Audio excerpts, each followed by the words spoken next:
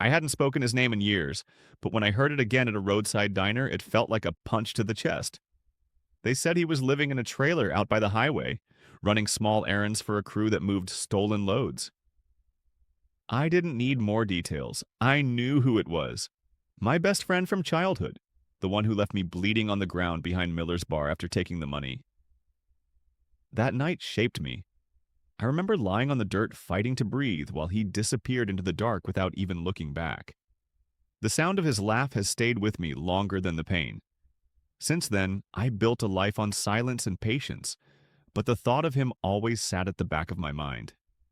And now I had proof he was still out there, older, weaker, tied to men who would drop him the second they smelled trouble. I drove past the trailer just to see it with my own eyes. It looked as broken as the man who stepped out of it. He was heavier, slower, with the same crooked grin he used to wear when we were kids. That grin once meant trust. Now it meant nothing. I kept driving, but the decision was already made. I wouldn't let this chance pass. For a week, I listened more than I spoke. Truck stops, bars, men with tattoos that told half their stories. Piece by piece, I built a picture. The crew stole from their own shipments, selling off what they could without their bosses noticing. Guns, electronics, anything that brought cash fast. Everyone around them knew the risks. Everyone was ready to blame someone when the next shipment went wrong. That was all I needed. I didn't want to fight. I didn't want a weapon in my hand. I wanted him buried by the same kind of betrayal he gave me, and this time he wouldn't see it coming. Late at night, I sat at my kitchen table with a cheap notebook and a burner phone. I wrote down routes, names, drop points, everything I had overheard. Each line on the page pulled me closer to the moment I'd been waiting for since I was a kid, gasping for air on the dirt. I thought about the boy he used to be, the one who promised we'd always have each other's backs. That boy was gone a long time ago. When I closed the notebook, the plan was already moving. He just didn't know it yet. I kept my distance for days, circling around his life like a ghost. The trailer park wasn't hard to blend into. Too many people came and went. No one cared about another face. I parked down the road, drank bitter coffee from a paper cup, and watched. He moved with the same swagger I remembered, but underneath it I saw the cracks. He wasn't respected, he was tolerated. Two bikers stopped by almost every night. Sometimes they laughed with him, sometimes they didn't even bother getting out of their truck. I saw the way he jumped to fetch them beers, the way he tried too hard to fit in. That told me everything I needed. He wasn't part of the crew, not really. He was just useful. And men like that are disposable. One night, I caught a glimpse of him arguing with a woman outside the trailer. Her voice carried sharp through the air, words I couldn't catch, but her tone said enough. She shoved something back into his hands before walking away fast, headlights cutting across the dirt as her car sped off. He stood there for a while, staring down at the ground. I didn't feel pity. I felt confirmation. He was isolated, and isolation makes a man easy to frame. At a diner off Route 19, I slipped into a booth and listened. Truckers talk when they're tired. I learned about a shipment moving next week, big enough that nobody could afford to lose it. Electronics this time, crates stacked high in the back of a rig. The bikers were already nervous, whispering about leaks, about someone feeding information to the wrong people. It was perfect. Back in my car, I wrote it all down. Dates, locations, times. Every detail was a thread, and I was weaving a noose. My plan wasn't about fists or bullets, it was about pressure. Pressure makes cracks split wide open. Later that night, I drove past his trailer again. He was outside, smoking, staring into the dark like he could see the ghosts of everything he'd done. I thought about walking up, saying his name, watching his face when he realized who I was. But no, that would come later. Right now, I needed him calm. I needed him to keep walking straight into the trap without even knowing it was there. By the time I got home, the notebook was filling with details. Each page was another step toward the end. The same way he once left me behind, I was building a road that would leave him stranded. This time, there would be no one coming back for him. Memories don't fade. They wait, buried, just deep enough to cut when you least expect it.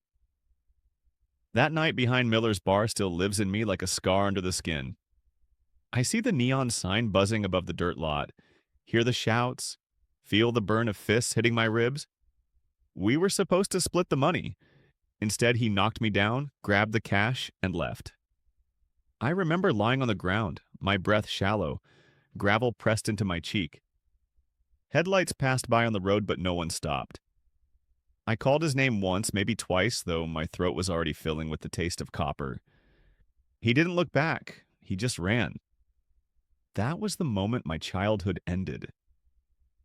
For years, I told myself it was survival, that maybe he thought I'd get up, that maybe he didn't know how bad it was.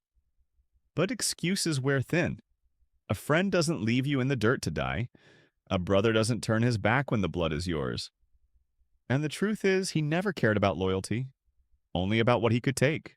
That night forged the man I became. I learned patience. I learned how silence can be louder than anger. And I learned that debts don't disappear. They wait, just like scars, for the day someone comes to collect. Now, watching him from a distance, I saw the same pattern. The fake smile, the quick promises, the way he leaned on others until they grew tired of him. He hadn't changed. He never would. And that's why my plan was more than revenge. It was balance. I drove past the bar again last night, the same bar where everything ended for me. The building looked older, almost abandoned, but the sign still buzzed in the dark. I parked for a while, staring at the dirt lot where I once bled. My hands clenched on the steering wheel until the leather groaned. That place wasn't a grave anymore. It was fuel. When I left, I knew one thing for sure. The past had given me the blueprint. This time, I wasn't the one on the ground. This time, he would be the one left behind. I didn't plan to speak to him that night, but fate doesn't always ask for permission. The bar off Route 19 was half empty, the air heavy with smoke and cheap beer. I walked in for information, not conversation. But then I saw him sitting at the counter, hunched over a glass like the world had already beaten him down. I took a seat 2 stools away, close enough to hear his voice. He ordered another drink, his tone sharp, trying to hide the shake in his words. The bartender didn't bother to smile. He poured and moved on. I caught a glimpse of my old friend's face in the mirror behind the bar. Older, worn, eyes that darted too fast. He looked like a man waiting for something bad to happen. For a moment, I wondered if he recognized me. He glanced my way, eyes narrowing, but then he looked down, uninterested. Either he didn't remember or he buried that memory so deep it no longer surfaced. That suited me just fine. A biker walked in, heavy boots thudding against the floor. My friend straightened up fast, forcing a grin. I watched the exchange in silence. The biker spoke low, but the tone was clear. Warning. My friend nodded too quickly, promised too much. When the biker left, his shoulders sagged like he had been carrying the weight of the world. I finished my drink slowly, letting the minutes stretch. I wanted to see him crack. Not yet. Just enough to know he was already breaking. When I finally stood to leave, he looked up again, almost by instinct. Our eyes met for half a second. Nothing passed between us. Not recognition, not memory. Just 2 men in a bar. As I walked out into the night, the rain starting to fall against the pavement, I knew the timing was right. He was already on the edge.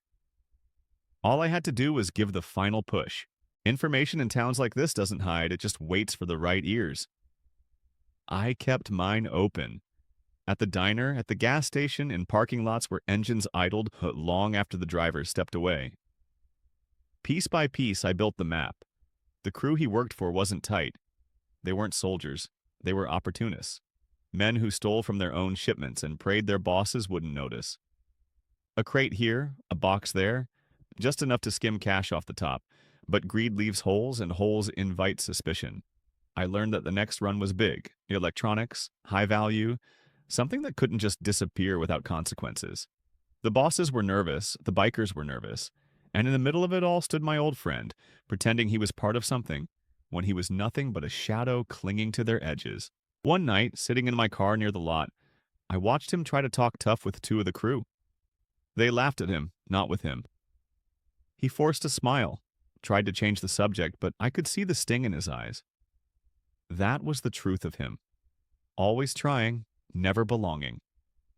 Later, I overheard two men at a booth whispering about leaks. Someone feeding details outside the circle. They didn't know who, but they were sure it was one of their own. That was the spark I needed. I didn't have to convince anyone. They were already looking for a traitor. All I had to do was make sure the trail ended at his feet. Driving back home, I outlined it all in my notebook. The plan wasn't about strength or weapons, it was about timing. If I nudged the right piece, the rest would fall like dominoes. I closed the book and leaned back, staring at the ceiling. For the first time in years, I felt the weight shifting. The man who left me to bleed was about to learn what it feels like to be marked. The first step was simple: create doubt. Men like his crew didn't need proof, just a reason to suspect. Doubt grows faster than trust ever can, and once it takes root, nothing pulls it out. I started small. A slip of paper left where the right eyes would find it. A note with times and routes that matched the crew's next job. Nothing traced back to me, but clear enough to point at him if someone started asking questions. It wasn't evidence, it was fuel. At the bar, I made sure to sit close when they spoke. They complained about missing gear, whispered about someone skimming. I said nothing, just stared into my drink like another tired face passing through. One of them muttered his name. The seed was planted. Back at my kitchen table, I laid everything out. Names, schedules, weak spots in their runs. The notebook was a map, but more than that, it was a weapon. Every line I added was another turn of the screw. I thought about facing him directly, telling him the truth of who I was and why I was there. But that wasn't the plan. He didn't deserve to see it coming. He deserved to feel the walls closing in, to realize too late that every path led back to him. One night, I drove past his trailer. A light flickered inside. I could see his shadow pacing, moving fast like a man already caught in a storm. I smiled for the first time in years. Not out of joy, out of certainty. This wasn't just revenge anymore, it was balance. And the balance was tipping. Revenge has a way of clouding your head if you let it. That night, as I sat alone with the notebook, the memories pushed back harder than usual. I saw us as kids again. Two boys running through backyards, stealing apples, swearing under the stars that nothing would ever break us apart. Back then, loyalty was everything. For a moment, I caught myself wondering if I had gone too far. Maybe he was just another desperate man trying to survive, same as anyone else. Maybe what happened behind Miller's bar was fear, not betrayal.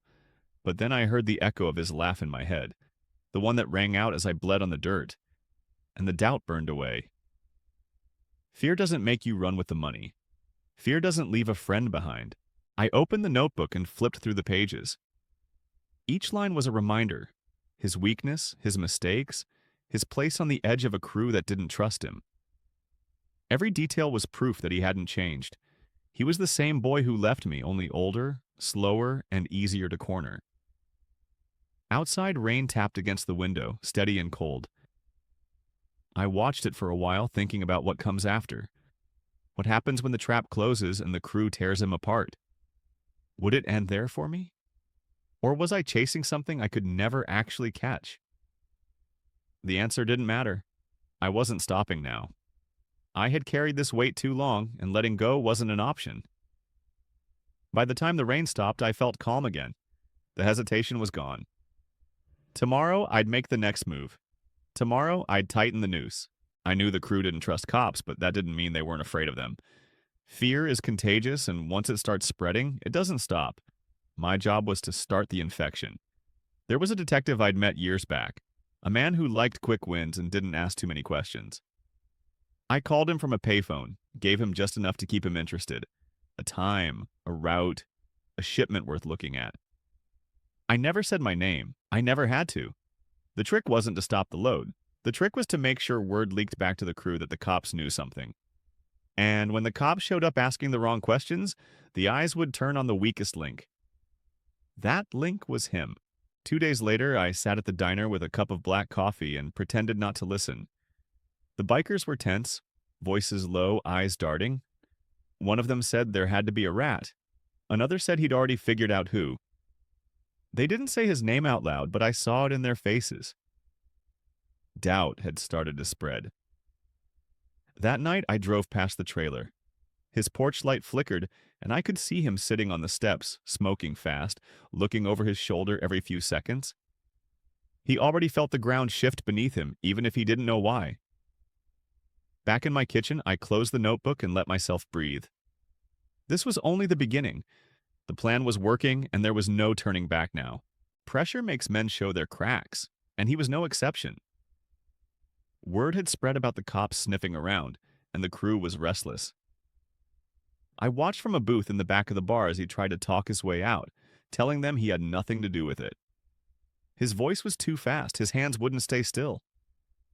That's how guilty men look, even when they aren't. One of the bikers asked him where he'd been the night before. He gave an answer too specific, down to the minute, like he'd rehearsed it in his head. They didn't call him out, but I saw it. The look they exchanged when he wasn't watching. A look that said they'd already decided. Later, he tried to fix it by pulling one of them aside, offering to take on extra work, promising he could make it right. I caught enough of the conversation to know it didn't land. The man brushed him off, cold and quick, before walking away. My old friend was left standing alone, looking smaller than I'd ever seen him. That was his mistake. When you start begging for trust, you've already lost it. And the more he scrambled to prove himself, the easier my job became. Driving away, I thought about how easy it would be to step in, to offer him a way out, to play the part of the savior. But that wasn't the point. He wasn't meant to be saved. He was meant to be buried under the weight of his own lies. By the time I got home, I knew the next move. His world was cracking, and all I had to do was push harder. I chose a night when the bar was half empty, when silence carried more weight than noise. He was already there, hunched over a drink, staring at the counter like it might give him answers. I slid onto the stool beside him, close enough to smell the smoke on his jacket, close enough to see his hand tremble when he lifted the glass. He didn't look at me right away. When he finally did, his eyes were red, not from drink, but from lack of sleep. I could see the storm in him, the kind a man feels when the walls start closing in. He muttered to the bartender for another pour, his voice thin, and I caught the crack in it. He was unraveling, and I didn't have to say a word to know it.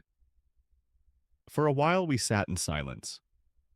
I pretended to be another tired man killing time, but every second was calculated.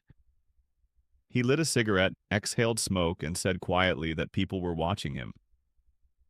He didn't look at me when he said it, but the confession was real, heavy in the air. I asked him if he thought someone had it out for him. He laughed, short and sharp, then shook his head. He said he didn't know anymore. His eyes flicked to the mirror behind the bar, scanning the room like everyone was an enemy. I let the moment hang, then pushed my glass forward, signaling the bartender for another. I didn't push conversation, didn't reveal a thing. Sometimes silence is the sharpest knife. When I finally left, I felt his eyes on my back as I walked to the door. He didn't recognize me, not yet. But something in him knew he was sitting next to a man who saw straight through the cracks. Outside, the night air was cool and the parking lot was empty. I stood for a moment, watching the neon flicker above the bar. The trap was tightening. He could feel it. He just didn't know whose hand was on the rope. Suspicion needed roots, something solid they could point to when the whispers weren't enough. I gave it to them. A few documents slipped into the wrong glove box. A receipt with his name scrawled on it left where the right eyes would find it. Nothing too neat, just messy enough to feel real. The crew didn't need proof. They needed confirmation of what they already believed. When they saw his name tied to a warehouse address that matched one of their runs, it was enough. By the next night, I heard his name spoken low at the diner with the weight of certainty. The kind of certainty that destroys a man before he even knows it's there. I watched him at the bar trying to act normal, buying rounds he couldn't afford, laughing too loud. But his eyes kept darting, looking for signs, for cracks in the faces around him. He already knew something was wrong. He just didn't know how deep it went. One of the bikers shoved him in the parking lot just hard enough to make a point. He barked back, fists clenched, but no one stood behind him. They all just watched. That was all I needed to see. He was alone now, whether he admitted it or not. Driving home, I thought about how easy it was, how suspicion grows faster than trust ever could. Each move I made pulled the rope tighter around his neck. and he kept stepping forward, 1 foot at a time, straight into the noose. I wasn't expecting to see him. He walked into the same diner where I'd been piecing things together, older now, but the kind of man you recognize no matter how many years pass. We locked eyes for a moment, and I knew instantly. He remembered that night, too. The night my so-called friend left me behind. He sat across from me, no introductions needed.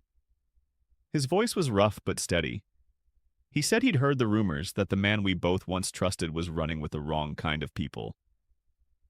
Then he laughed, bitter, saying, it figured. Betrayal had always been in his blood. I listened more than I spoke. He told me his own story. A job years back. Promises broken, money gone. My old friend nowhere to be found when things turned bad. The pattern was clear. He hadn't just betrayed me. He had a history of leaving others to drown while he swam free. The anger in the man's eyes was fresh, not faded. And I realized I wasn't alone in this. I didn't need him as an ally. I'd built my plan without help. But his words gave me something sharp, something steady. Proof that I wasn't chasing ghosts, that this revenge wasn't just about one night. When he finally stood, he said quietly that men like our old friend never change. He said they always end the same way. Cornered, desperate, and alone. I watched him walk out into the dark, and for the first time, I felt no weight on my chest. Just certainty. Back in my car, I looked down at the notebook in the passenger seat. Every page was filling, every thread pulling tighter. He thought he was running with wolves, but really he was surrounded by men waiting for an excuse to tear him apart. I was handing them that excuse piece by piece. The pressure was eating him alive, and I could see it every time he walked into the bar. His shoulders were tight, his eyes never stopped moving, and his laugh came too fast, too loud, like he was trying to convince himself more than anyone else. He was slipping, and everyone could see it. One night, he snapped. A small argument with one of the crew over nothing, a misplaced drink, a wrong word, and suddenly he was shouting, fists clenched, daring anyone to push back. The room went silent.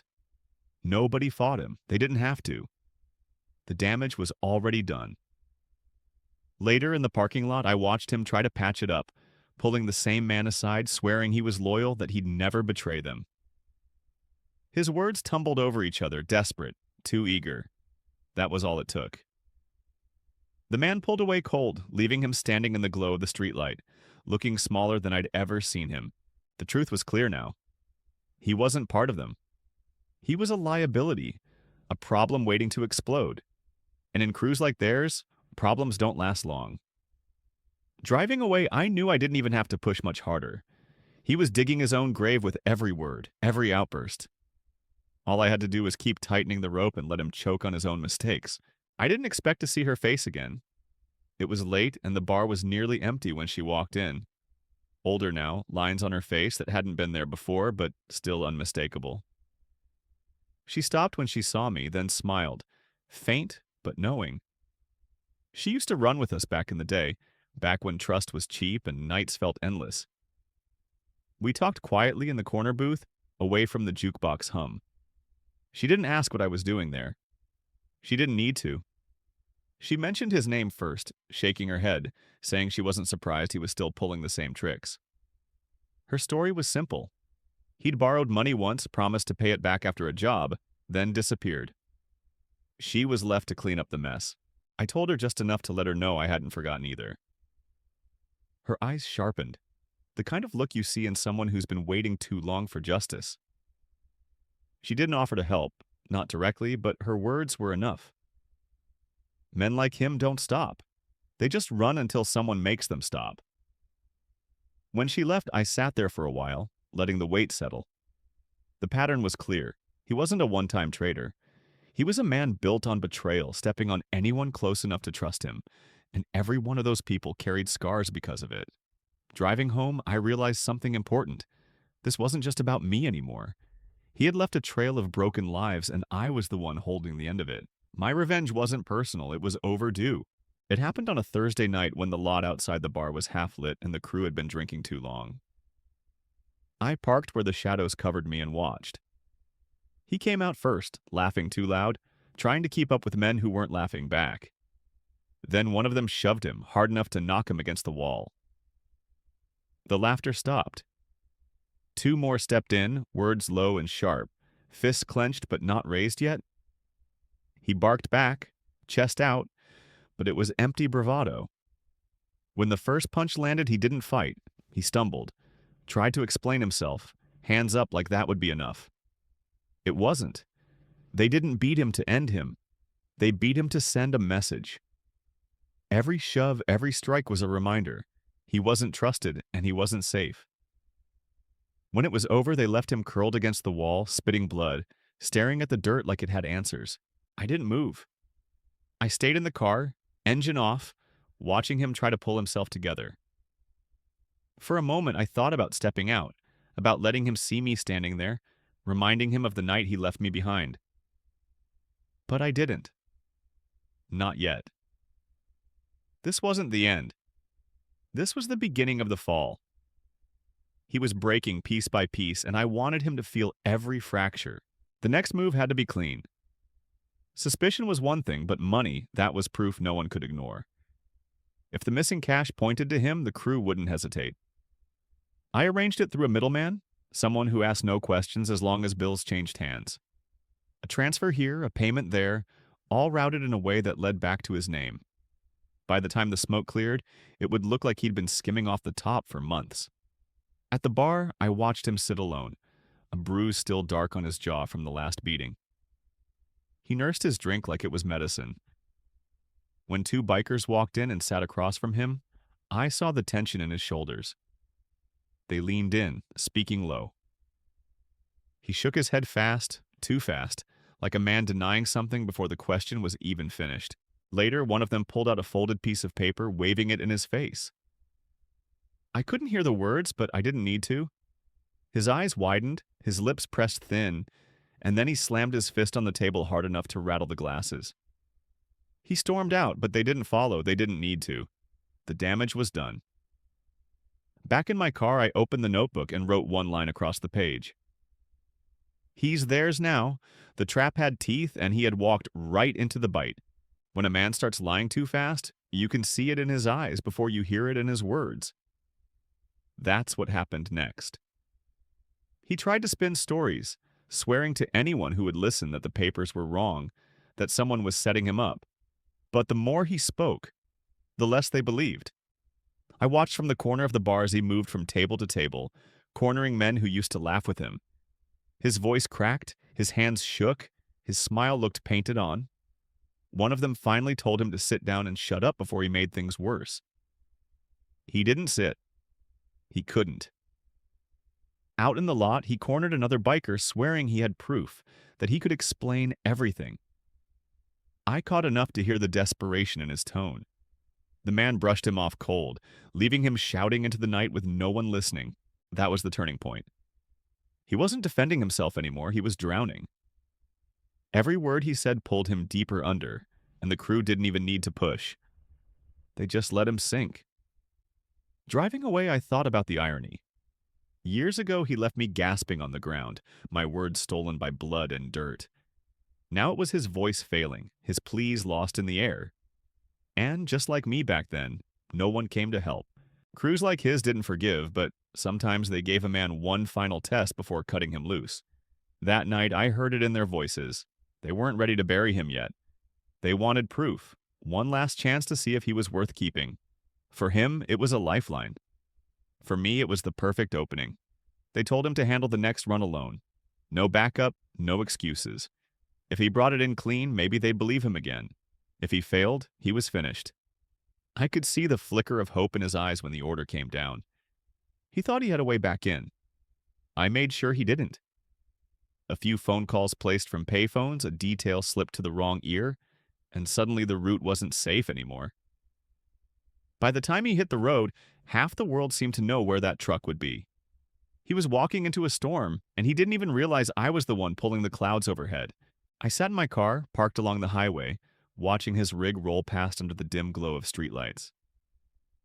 He drove like a man carrying his last chance on his shoulders. He didn't know the weight was already crushing him. By the time the night ended, he'd either be a hero or a ghost, and I had no doubt which one it would be. By morning, the story had already spread. The run had gone bad. Too many eyes on the shipment. Too many questions about who leaked the route. The crew didn't bother with a meeting or a trial. They already had their answer. His name was on every tongue, spoken like a curse. I watched him stagger into the bar that afternoon, desperate, looking for someone to believe him. He pleaded with the first man he saw, but the response was silence. Another turned his back before he even finished speaking. By the time he made it to the counter, the bartender wouldn't serve him. He was no longer one of them. Out in the lot, two bikers cornered him. Their words were low, but their intent was clear. He was done. He shouted, swore he'd never betray them, but they didn't flinch. One of them pushed him hard against the wall and told him to disappear before nightfall. I sat in my car across the street, engine off, watching him crumble in real time. His face was pale, his hands shook, and his eyes scanned the shadows like he expected someone to step out with a final verdict. He looked like a man already buried, still breathing but hollow inside. That was the justice I'd been waiting for. Not quick, not clean, but slow and undeniable. He was marked now, hunted not by me, but by the same wolves he once thought would protect him. I found him outside the trailer, sitting on the steps with his head in his hands. The yard was empty, the crew had already turned their backs on him, and for the first time in years he was truly alone. I walked up slow, boots crunching on gravel until my shadow stretched over him. He looked up, and the moment his eyes met mine, the color drained from his face. He whispered my name like it was a ghost. For a second, I saw the boy I used to know, the one who swore we'd always watch each other's backs. Then it was gone, replaced by the man who left me bleeding in the dirt. His lips trembled as he said, "You did this." I didn't answer right away. I let the silence weigh on him, let him see in my eyes what 20 years of patience had built. Finally, I told him the truth. Every whisper, every doubt, every piece of evidence, they were mine. I didn't raise my voice, I didn't need to. He tried to speak, tried to explain, but the words came out broken, excuses tangled with fear. He said he was young, scared, that he never meant for me to get hurt. His voice cracked and his hands shook as he reached toward me like distance could erase history. I stepped back. Watching him realize the walls weren't closing in by chance but by design was the moment I'd waited for. He dropped his hand, his shoulders collapsing under the weight of it. For once, there was no lie he could hide behind. I left him sitting there, shaking, the truth carved into him deeper than any scar. His fight was no longer with me. It was with the men he once called his brothers, and they were already circling. The next night, I found him in the bar, hunched over a drink that had gone warm. He looked older than I remembered, like the weight of the last week had added 10 years to his face. When he saw me step through the door, he didn't flinch. He just waved me over with a hand that trembled against the glass. I sat across from him, silent, letting him choose the words. After a long pause, he started talking. He said that night behind Miller's bar wasn't what I thought. He claimed the fight turned ugly fast, that he panicked when the knives came out, and when I fell, he thought I was already gone. He swore he ran not for money, but for his life. His voice cracked when he said he looked back, saw me on the ground, and froze. He admitted he chose himself over me, and it haunted him every day since. He said he wanted to find me after, to explain, but fear kept him silent. And by then, the guilt had hardened into something he couldn't face. For a moment, the bar faded, and all I heard was the boy I once knew, confessing like a child who broke something he couldn't fix. But then I remembered the laugh, the sound of him walking away while I bled. I didn't tell him whether I believed him or not. I just sat there, watching his eyes, watching the desperation bleed into regret. He wanted forgiveness, but he wasn't going to get it from me.